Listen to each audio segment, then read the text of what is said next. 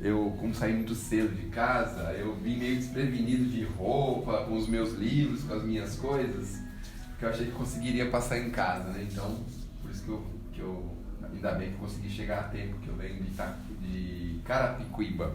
Hoje eu vim de Carapicuíba. Muito bom. Mas a gente tem carro, tudo é fácil, né? Hoje a gente tem muitas facilidades. A gente vai falar sobre a indulgência. E a indulgência é aquele sentimento que todos nós estamos e precisamos continuar construindo em nós. Que é aquele sentimento de ver as coisas positivas e boas das pessoas. Normalmente a gente tem um olhar muito severo para as coisas negativas, para as coisas difíceis, para as coisas ruins que as pessoas têm. E isso é tão comum, não é? Então, se a gente pegar a nossa rua, por exemplo, a gente é capaz de enumerar lá pelo menos 10 vizinhos que são muito ruins, né? Tem mais de 10 na sua rua ou tem menos? Tem mais de 10? Bom, depende do tamanho da rua também, né? Depende da rua, se a rua é muito grande, se é pequena, né? Depende um pouco do tamanho da rua. Mas nós precisamos também ter um olhar, especialmente esse olhar de indulgência, para ver as qualidades das pessoas. Porque às vezes a pessoa tem realmente um defeito, uma dificuldade, mas ela também tem qualidades. Então às vezes a gente vê lá um pai de família muito enérgico, muito severo, muito bravo, mas a gente vê que é uma pessoa muito trabalhadora, que cuida muito bem da família, dos filhos, da casa. Então a gente tem que procurar também ver os méritos das pessoas. Isso é muitíssimo importante. E é justamente sobre isso que nós vamos falar, tá? No Evangelho segundo o Espiritismo, que é esse livrinho que todo mundo aí precisa ter, né? Ó, tem diversos modelinhos aqui, ó, para quem quiser, tá vendo? Ó, o Evangelho segundo o Espiritismo, aí tem mais um modelo aqui também, um terceiro modelo, olha. E aqui é uma espécie de possibilidades que a gente tem para nos nortear, nos dar direções para caminhos que nós precisamos seguir. Às vezes a gente fica um pouco em dúvida do que exatamente estamos fazendo aqui na Terra, porque a gente começa a viver de forma amarga. Ai, como é amarga a vida, é difícil, tudo é caro, é complicado, a gente tem lá as nossas desavenças, tem as pessoas que no nosso convívio, nosso corpinho é um corpinho grosseiro, pesado, difícil, cheio de problemas. Então um dia a gente está super bem, a gente acorda de manhã com o olho inchado, acorda de manhã com a garganta raspando, a gente é assim. E aí a gente fica vivendo uma vida amarga, uma vida difícil. Esquece de enunciar, de relacionar, de colocar em evidência as coisas boas que nós já temos na vida. Então, na maioria das vezes, nós já temos coisas tão fortes em nós somos pessoas tão fortes. Por quê? Por exemplo, a gente já tem uma casa para se abrigar.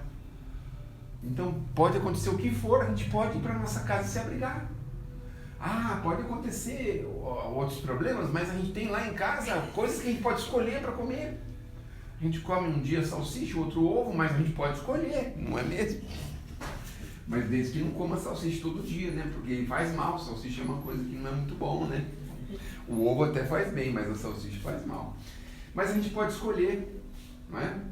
Você está comendo salsicha mais do que deve, hein, rapaz? É uma vez por ano só, viu? É só uma vez por ano, hein, rapaz? Olha lá.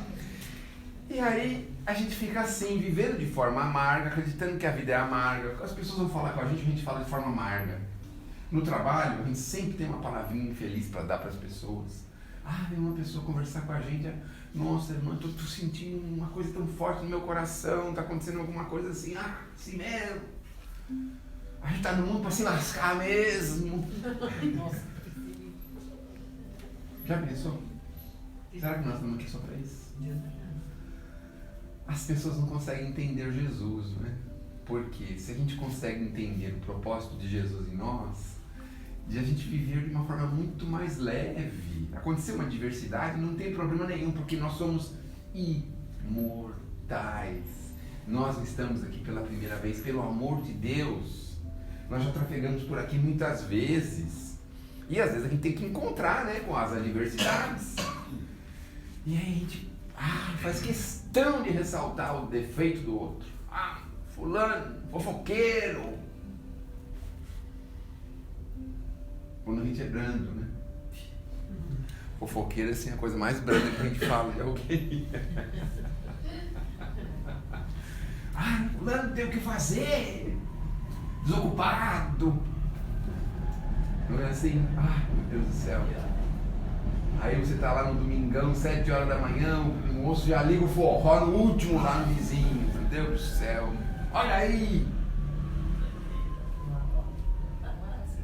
Eu acho que a mãe dele tá lá na cidade dela. Ela não podia estar aí na casa dele, porque senão ele não ligava isso.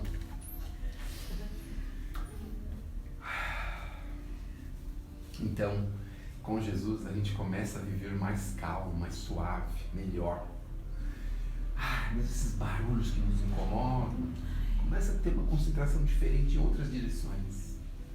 Começa a exercitar o pensamento em outras direções. Eu não sei se vocês sabem, alguém que já passou pelo exército aqui sabe, que o soldado ele é treinado para diversas situações. Então tá lá, as bombas estourando e ele está concentrado no que ele tem que fazer. Se ele não fizer isso, ele perde a vida. Então nós temos que estar concentrados no que nós temos que fazer. Tá acontecendo um baile lá, baile até 4 horas da manhã, não importa. Você está concentrado nas coisas que você tem que fazer. Boa noite, Boa noite, Então, a ideia básica do Evangelho é construir este sentimento. De a gente começar a ver também as coisas boas. A gente começar a viver de forma mais leve. Mas como é difícil viver de forma leve? Porque a gente enxerga em tudo e em todos somente o lado escuro, as trevas. Em tudo e em todos. Então, às vezes está lá o doutor se esforçando, né, para atender você, e você está lá reclamando, xingando, porque você está lá desde manhã no posto de saúde, que a atendente te desagradou, que a enfermeira foi mal criada com você, que o médico nem olhou para tua cara. Meu Deus do céu! Talvez a gente não saiba, né? A gente vive num paraíso, numa mãe chamada Brasil. Dizem que em alguns países, eu nunca fui, mas as pessoas falam pra gente. Aí você entra, vai no hospital lá, por exemplo, nos Estados Unidos. Aconteceu um acidente. O que aconteceu desse acidente? Caiu da motocicleta, estava sem capacete. Ele tem seguro-saúde? Não tem, então não tem vaga. Mas está morrendo aqui. Dá licença, fecha a porta. É desse jeito. É desse jeito. Vejam só. E aqui na nossa mãe, Brasil, a gente pode estar em qualquer lugar do Brasil inteiro. Tem dificuldade, está cheio de gente, tem fila, tem tudo. Mas uma hora um abençoado vai atender a gente. Não é mesmo? Pode ser até depois que a gente morreu e vai atender, né? Vai embrulhar a gente, pôr no caixão, alguma coisa. Não é mesmo? Chamar a gente para cirurgia. Ai, meu Deus do céu, eu estou com esse problema há 5 anos, tive que pagar a cirurgia, agora que vou chamar. Se eu estivesse esperando, eu já tinha até ido embora, meu Deus do céu. Mas chamou. Não é? Chamou ou não chamou? Chamou.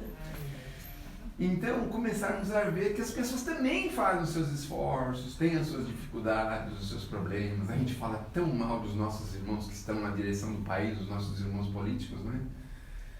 Mas olha, tem os problemas, tem os defeitos, tem as dificuldades, mas eu tenho quase certeza que a maioria de nós não conseguiria ficar numa situação dessa, num cargo desse. Qualquer um que seja, não conseguiria. Quer ver um exemplo? Você tem um grupo de WhatsApp de família, tem ou não tem? Quantas vezes você tentou sair do grupo porque falaram alguma coisa que você não gostou? Não, quantas vezes? Você sai e os caras te colocam de volta. Aí depois de volta você não consegue sair. Coloca de volta.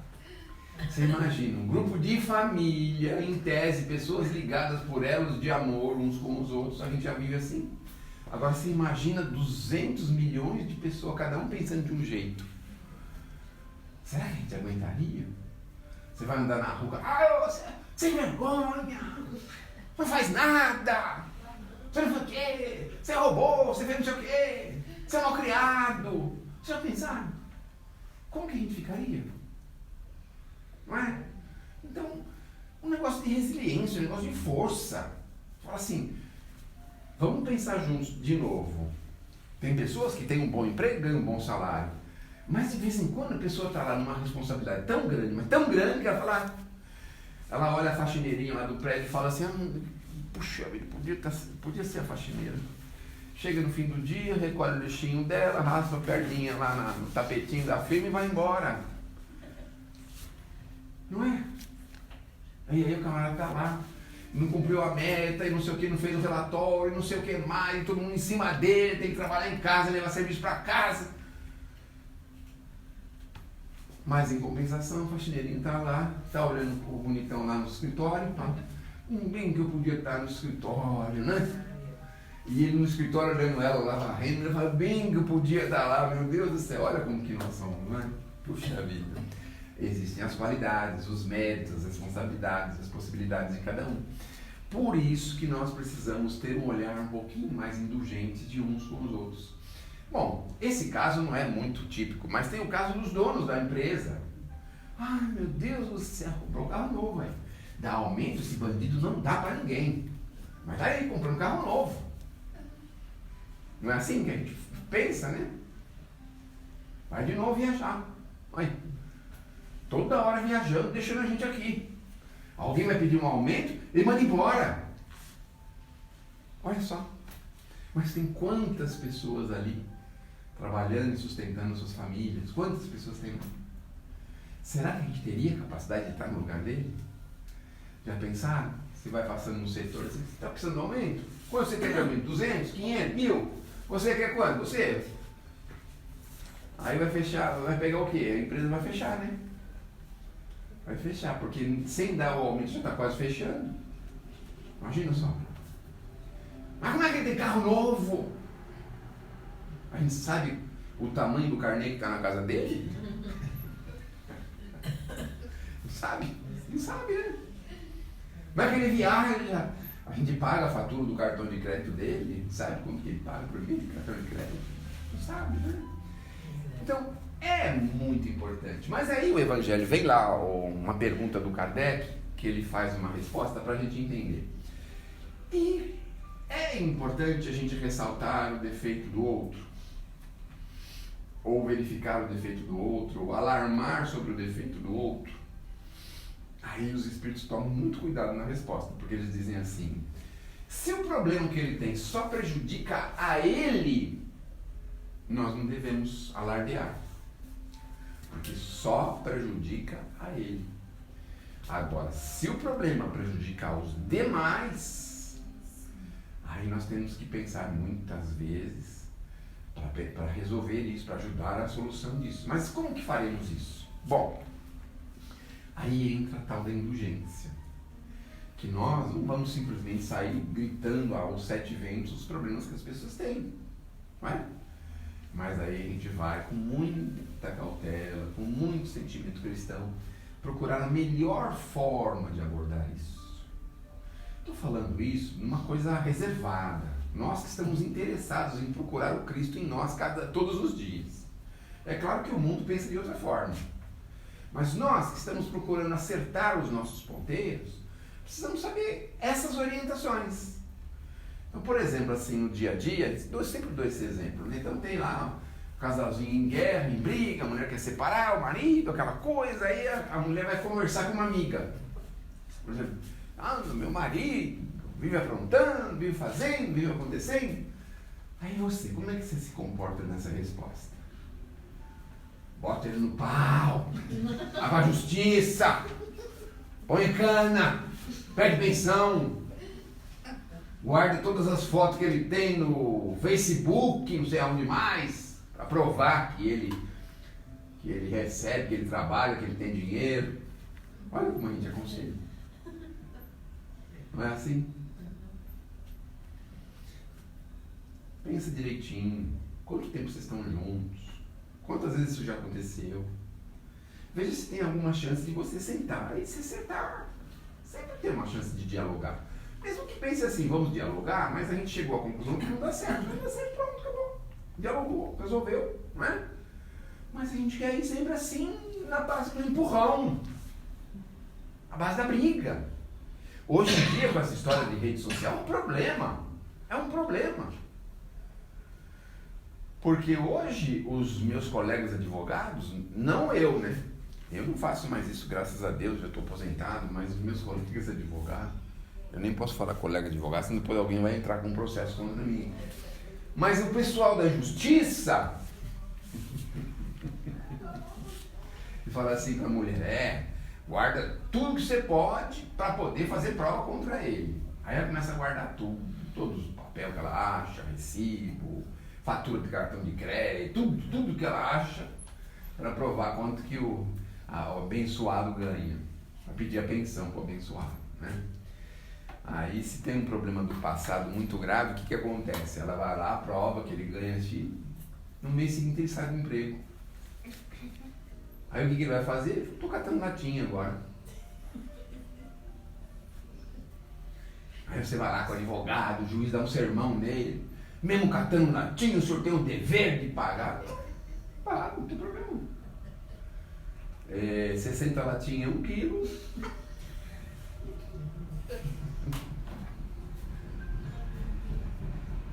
Estou desconfiado que a senhora botou seu marido no pau, hein?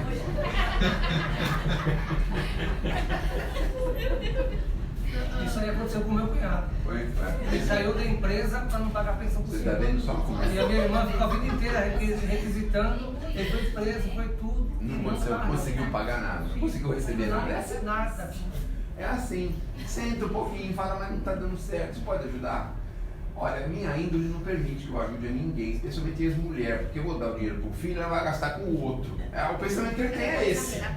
É isso que ele vai pensar. Coisa de R$500 a pessoa ficar cara. Não, vai gastar com o outro R$500, vai comprar roupa, vale terno, né? Na Vila Romana, né? Vai comprar terno na Vila Romana, na Brooksfield, não sei aonde, para dar pro outro, né? O dinheiro do filho. Quer dizer, o filho não come, não bebe, não estraga nada, não gosta de iogurte, não come nada. Sabe, umas coisas assim que não tem cabimento. Mas aí a gente precisa, não conseguiu resolver, não adianta, você vai levar lá, vai ser pior, você só vai se aborrecer. Vai só se aborrecer. Se você não consegue dialogar, aí vem a indulgência. Fala, olha, todo mundo sabe os problemas que você tem, que eu tenho, nós erramos, não tem problema, não podemos mais continuar juntos, não. Vamos seguir em outras direções. Mas aí a mulher fica com raiva, fica com ódio, não deixa criar, o marido ver o filho, começa a criar aquelas coisas, né? Deixa ele ver, porque ele vai ver 2, 3 vezes, depois ele enjoa, não volta mais. É assim que a gente vê. E também tem outra, sabe qual que é a última? Daqui a pouco o menino cresce, ele fala, eu vou ver meu pai, e a mãe não segura mais ele. Aconteceu assim, tô Não é? morando com ele, eu tô morando sozinho. Tá vendo só? Aí. Tá vendo só? Mas por que você quer ver seu pai? Lá tem churrasco todo fim de semana, tem a cerveja, tem... Tá vendo como é que é? É assim, né? A gente fala em tom de brincadeira para a nossa conversa ficar um pouco mais leve. Mas a gente sabe, existem os problemas, a gente vai viver as dificuldades. Mas o sentimento cristão pede para a gente ir construindo formas de viver de uma forma mais leve, mais suave, estar preparado, às vezes até para as coisas não muito boas. Estar preparado para as coisas boas é fácil. Ganhou na loteria, sai rindo, gritando no meio da rua, é fácil. Não é? Descobriu que está com câncer terminal, o que a gente faz? Sai chorando no meio da rua, para na calçada e chora, alguém fala, por que você está chorando? Está chorando. Não estamos preparados. Câncer terminal, Senhor, já estou a caminho. Olha que forma de ver o mundo diferente. Confia que é imortal? Tem certeza que é imortal? Estamos no caminho de volta. Já pegamos o trenzão, só falta de chegar lá no Brás. Às vezes ele está cheio, às vezes está vazio, né? Se ele estiver vazio, a gente pode até deitar, já vai deitadinho daqui até lá. Mas se ele estiver cheio, a gente vai de pé. Vai de pé sacolejando, né? Vai de pé. Bem. Entra empurrado. Vai empurrar, entra empurrado, vai, de algum jeito vai. Olha, a gente reclama do trem, né? Sim. Mas olha, gente, tem pessoas que moram em lugares que tem uma linha de ônibus. Uma linha de ônibus. Tem um bairro lá em Caieiras que tem uma linha de ônibus. Onde eu moro tem uma linha. Tem uma linha. Aí eu vejo esse trem tão lotadão, falo, meu Deus, que benção que é para essas pessoas. Porque mesmo vindo apertadinho, com todas as dificuldades do trem, é uma condução que carrega centenas e milhares de pessoas ao mesmo tempo. De uma forma limpa, tranquila, eu fico admirado disso. Então, também é uma forma de viver uma bênção. Está cheio de...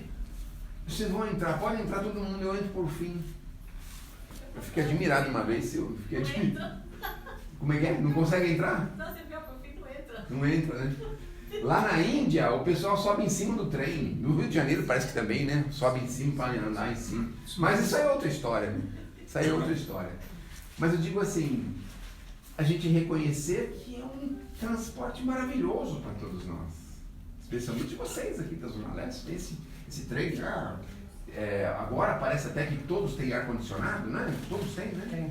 Você pensa assim, puxa vida, há 10, 15, 20 anos atrás o negócio era diferente, você vinha cozinhando dentro da lata de sardinha. Não era? Um negócio impressionante. Agora já tem um pouco mais de benefício. Tenho certeza que mais um tempinho vão ter mais trem corrente para mais direções, para mais lugares. Então é uma forma de viver mais suave. Vocês imaginem se tivesse que vir de ônibus lá na cidade até aqui, de São Paulo até aqui, do Brás até aqui, meu Deus do céu. Tem alguns ônibus, né? O tal de Camargo Novo, Camargo Velho. Tem uns ônibus aí que, meu Deus do céu, é um horror, um desespero. Eu estive ontem na Parada 15, que é para frente de Itaquera, é mais ou menos para a região aqui, né? Parada 15. Guaianazes. E aí eu estava olhando uma vez, quando eu vim a primeira vez, há 20 anos atrás, eu olhei no guia, e o guia falava assim que tinha uma estação lá na Parada 15. Aí eu peguei o trem, nada de chegar à Parada 15. Aí eu perguntei para as pessoas, escuta, qual que é a estação Parada 15? Ele falou, não, fecharam essa estação, não tem mais essa estação, não. Já pensaram que coisa, né? Mas como a gente trabalha por Cristo, tem que enfrentar qualquer parada. Desci na primeira estação, andei para uns meios, para uns lugares, para umas cabanas, para umas cavernas, para uns túneis, que eu vou te contar, né? Mas o que tem? Não tem problema nenhum. Estou preparado para isso. Não é? A gente precisa estar preparado. Como é que a gente se prepara para isso? Confiança. Fortalecer a fé, não ver só o lado negativo das pessoas e das coisas, ver também o lado positivo. Aí você chega atrasado na casa espírita, o que você acha que os frequentadores falaram? A gente não pode falar nada, né? Que é uma estação, que não tinha estação lá, que a estação saiu fora, não pode falar nada, né? Você tem que ficar bem quietinho, mas... Tá com o sapatão lotado de barro, mas não tem problema nenhum, fica tranquilo. Depois que acaba, aí você vai lá e fala, né, com o dirigente, que aconteceu assim. Então, a ideia é que a gente aprenda a viver dessa forma. Vem de vez em quando aquele sentimento forte na gente. É muito difícil não ver esse sentimento. Mas a gente precisa aprender a se controlar. Vocês sabem que é muito mais fácil uma pessoa explodir do que uma pessoa aguentar e segurar a onda e não explodir e mesmo assim tirar uma situação boa daquilo. Depois ficar pensando, puxa, acho que isso foi um livramento, acho que isso foi uma boa possibilidade. Difícil a gente pensar nessa direção, não é? Quando você vai correndo lá, o trem não espera, pega e vai embora. Vou chegar atrasado, mas pode ser um livramento, a gente nunca sabe. Pode ser uma ajuda que a gente esteja recebendo, não é? Então, é importante a gente buscar este lado. Se tiver que fazer um juízo de alguém, fazer sempre de uma forma muito ponderada, muito equilibrada. Ter um olhar severo para dentro de nós. Olhar mais profundamente em nós e encontrar os defeitos em nós. Porque eu fico pensando assim, no plano espiritual, por exemplo, será que o Espírito fala assim, bom gente, senta aqui e diz o seguinte, como é que era o defeito do outro lado? Será que a gente vai pagar pelo defeito do outro? Vai responder pelo defeito do outro? Vai ter problema com o defeito do outro? O defeito do outro é do outro, não é? Como é que era o defeito do seu marido? Ah, bebi. O problema é dele. O problema é dele. Eles não vão perguntar pra gente o problema do outro. O problema é do nosso problema. Escuta, e aí, você? Ai, eu gostava de conversar fiado. Gostava de fazer fofoca de todo mundo, da vizinhança toda, de todo mundo. Pude fazer intriga. Morrer de inveja. Será que a gente tem coragem, né, de falar assim? Tem que ser muito corajoso. Vocês já viram uma novela que passou à tarde? O moço estava, acho que num velório, se eu não me engano. Aí foram entrevistar ele e falou assim: eu sou bandido mesmo, eu fiz tudo errado, eu fiz não sei o que errado, eu que fiz não sei o que, eu fiz não sei o que. Eu falei, meu Deus do céu! Aí eu fico pensando, chega lá do outro lado da vida. Bom, vamos puxar seu relatório aqui, vamos ver o que é que aconteceu com o senhor. Eles sabem tudo, mas querem saber da gente, né? Aí nós vamos dar a nossa capivara, né? Um termo assim meio técnico, jurídico, né? Vamos dar a capivara da gente sempre com atenuante. Eu fazia fofoca porque tinha um problema lá na rua. Não, eu saía mais cedo do trabalho porque eu tinha que pegar o trem. Eu atrasava o aluguel, mas porque eu recebia o dinheiro atrasado também do serviço. Sempre vai ter um atenuante, vai falar assim, atenuante. Assim? A gente dificilmente vai ter um olhar crítico e severo sobre nós mesmos, reconhecer os nossos erros. Entrar dentro da gente e reconhecer as nossas deficiências e os nossos erros. Aliás, esse é um dos maiores desafios que nós temos. Porque a gente sempre gosta de empurrar o nosso problema para o outro, né? Assim, não, aconteceu. Por que você separou? Não, foi por causa dele. Não é assim? Por que seu filho faltou na escola? Ele faltou na escola porque estava chovendo, sei lá, a gente sempre inventa uma história. Sempre tem. O senhor bateu o carro, o senhor tinha culpa na hora que o senhor bateu? Não, de jeito nenhum. Ele parou sem avisar nada. Não deu a seta. Nunca a gente erra, já repararam? Como a gente nunca erra. Não é assim? Então nós temos que ter um olhar severo, olhar para dentro com toda a frieza possível e pensar assim: eu tenho esse costume, esse mau costume, preciso trabalhar isso. Eu tenho esta visão sobre as pessoas, mas eu preciso trabalhar, eu preciso ser mais indulgente, eu preciso ser mais caridoso com as pessoas, ser mais educado, mais compreensível, mais amoroso. Quando a gente tem interesse, a gente é, né? Você vê o casalzinho que está se conhecendo, né? Ah, lindo. Vou te acompanhar até o portão da sua casa. Isso aí é antigamente, né? Hoje em dia é outras coisas, mas antigamente era assim. Acompanhar até o portão. Agora você chegou em segurança, pode entrar, que Deus te abençoe. É tudo bonitinho, assim. Aí casar o primeiro mês, segundo mês. Escuta, você não pode ir no médico. Ah, você, que médico o quê? Tá pensando não ter o que fazer? Não, mas isso tá de férias. Bom, eu tenho minhas coisas. Aí começa a se revelar, a se mostrar, né? Então, nós somos sempre bonzinhos, assim, quando a gente tem interesse. Veja só. Você vai na delegacia, por exemplo, sim, senhor, pois não. O senhor poderia me dar uma informação, por gentileza? Não é assim que faz na delegacia, né? Mas entra na loja, entra no botequim ali. Bate a mão no balcão, dá uma aí. Não, dá. Não, eu falei o botequim sem querer. Ah, sei lá, você vai na loja. Você vai na loja. Se a pessoa fala uma palavra que você não gosta, você já não volta mais lá. Pode ficar com as suas coisas aí. Você vai em outra loja. Que palavra que você não gosta? Cada um tem uma, viu? Eu vou adivinhar de vocês aqui, ó. Quer que eu adivinhe? Vou adivinhar, hein? A da senhora. A palavra que a senhora não gosta. Vou adivinhar agora. Como se eu tivesse esse poder, né? Mas hoje eu ouvi um moço que estava assim, todo tranquilo. Perguntou pro moço da fila: essas caixas de plástico que o senhor usa? Ele falou assim: mas lógico! Mas o homem ficou tão bravo, xingou ele, tudo quanto é nome. Que lógico o quê? Eu estou perguntando, se não quisesse eu roubava. Uma palavra, lógico.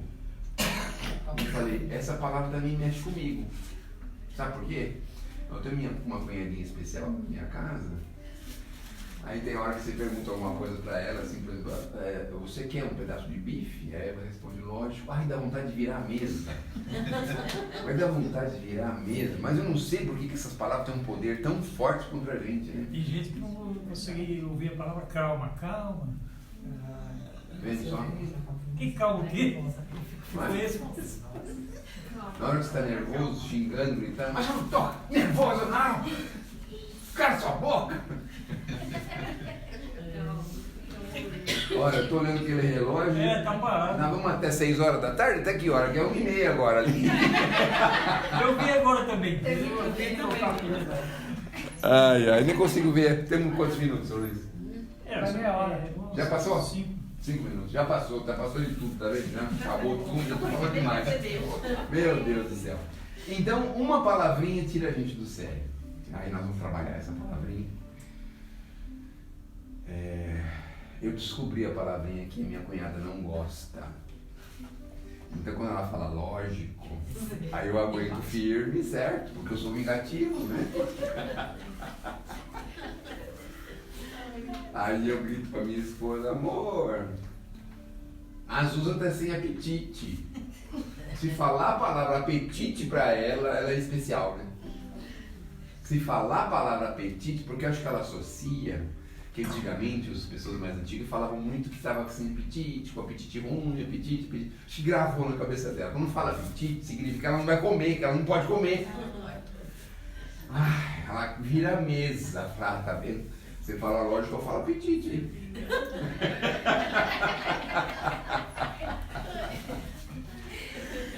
Então é isso, sejamos indulgentes, fortaleçamos o nosso ânimo para que a gente possa viver mais tranquilamente, mais suavemente.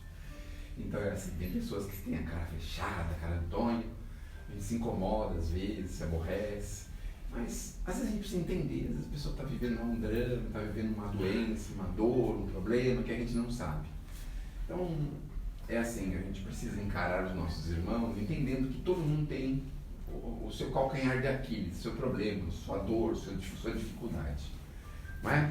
E nós vamos estar fortalecidos. E não vamos deixar que qualquer coisa nos aborreça, nos intimide e nos coloque numa situação assim difícil de conviver. De irritação, de aborrecimento.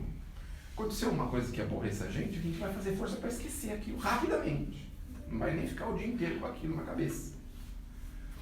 Porque é assim que um bom cristão vive, de uma forma suave, leve, sempre pronto para buscar melhorar e melhorar as coisas que estão ao seu redor. Tá certo? Bom, vamos terminar com uma poesia, né? Para a gente pensar.